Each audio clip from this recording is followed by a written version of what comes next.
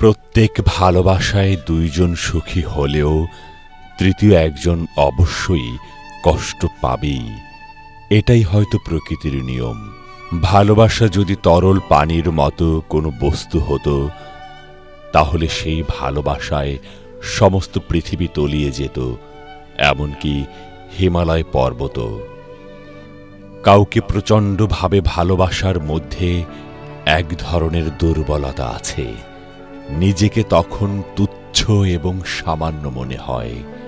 এই ব্যাপারটা নিজেকে ছোট করে দেয়। ভালোবাসাবাসীর জন্য অনন্তকালের প্রয়োজন নেই, একটি মুহূর্তই যথেষ্ট। প্রেমে পড়া মানে নির্ভরশীল হয়ে পড়া। তুমি যার প্রেমে পড়বে, সে তোমার জগতের একটা বিরাট অংশ দখল করে নেবে। যদি কোনো কারণে সে তোমাকে ছেড়ে চলে যায়, তবে সে তোমার জগতের ওই বিরাট অংশটাও নিয়ে যাবে। তুমি হয়ে পড়বে শূন্য জগতের বাসিন্দা।